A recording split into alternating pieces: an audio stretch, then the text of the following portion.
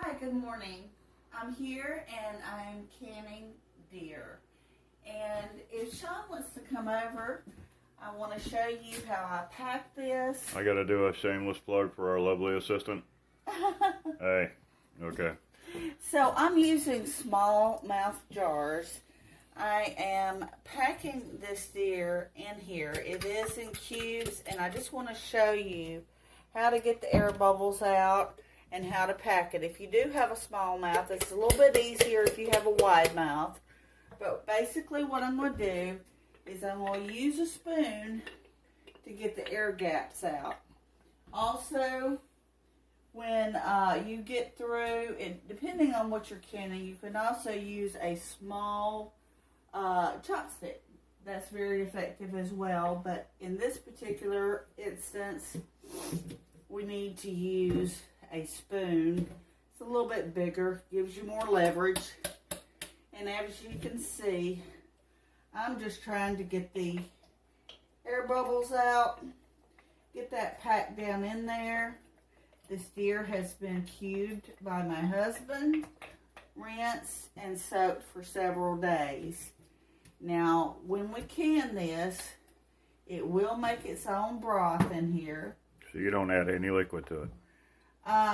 No, but you can add some filtered water. We do have a filtered water system, but it will make its own broth.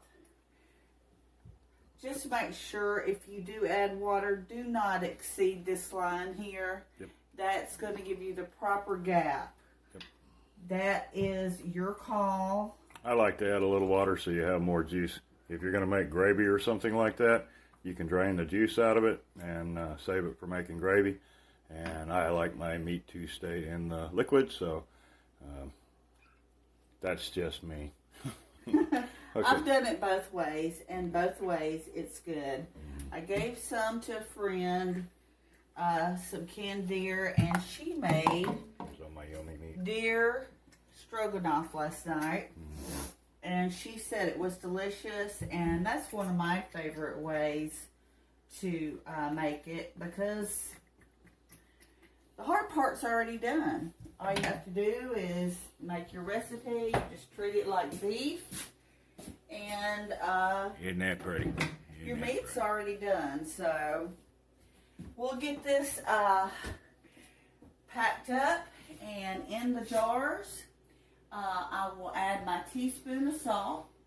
That is the proper amount for a quart for canning meat. You can also add spices if you want to, like pepper and Right. things like that, but they're not mandatory. I like to prefer just to add the salt. Then depending on whatever you're cooking, you can adjust it when you take it out of the jar. But that's where we are right now. I'll be back in a few minutes, and God bless. Thank you so much. Back in Mary's kitchen. Okay. All right, I just want to go over some information with you. I have my deer chunks in here. I have wiped my lid and the rim around it so we get a good seal. We're going to put that on there, and we'll do it finger tight. And so we don't want to crank the lid down on there. I'm going to put my 7 jars in here. I've already filled my canner to the fill line. And as you add jars, of course, it comes up a little bit.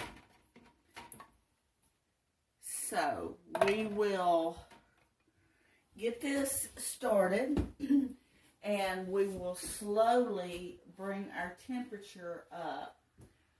As I get the lid on here, I'll go ahead and show you that. This is an all-American pressure cooker. There are many different brands, but we actually really like this one. Use the instructions from your type of canner. So I will get this sealed up, and I will slowly bring this up. I will start it out on 2, and then 4, 6, 8, and then on high. How long does that take? Probably 5 to 10 minutes per setting. We just want to bring this up slowly because we have cold meat, we have cold jars, and a cold canner with cold water in it. So we just want to be cautious, bring that up slowly, and then we will have our vent for 10 minutes, and then we will, after that, when it comes up to 10 or 11 pounds of pressure, we will start our 90 minutes. That's after you put the weight on. That is correct. Okay. All right, we'll be back in a minute. Thank you. Okay, we're back for a minute. And I have my canner venting. As you can see, the steam is coming out. I have set my timer for 10 minutes. And after that, I will put my gauge on. And we will wait for it to come up to 11 pounds of pressure and start our timer for 90 minutes. Thank you. Okay, guys, we are back in the kitchen one last time for the rest of this day. Miss Mary is pulling out this canned deer.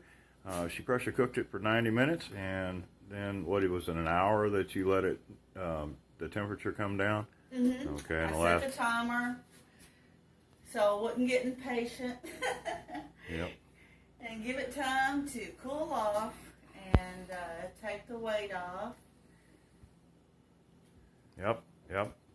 And so, look at that right there. That is deer.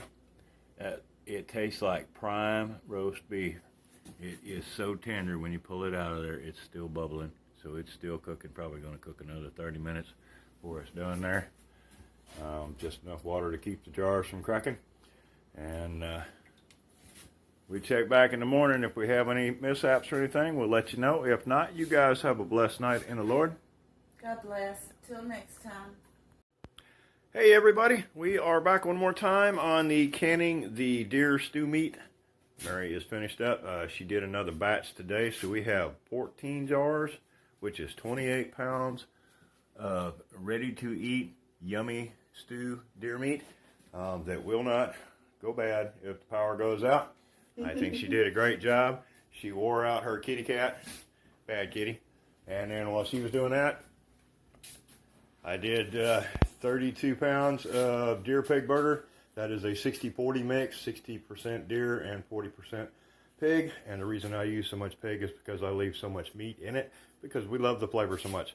So possibly tomorrow we're going to make some deer pig sausage, and maybe I can talk Mary into putting some in jars for you, and she can do a hot pack can. Thank you guys so much. Lord bless. Till next time.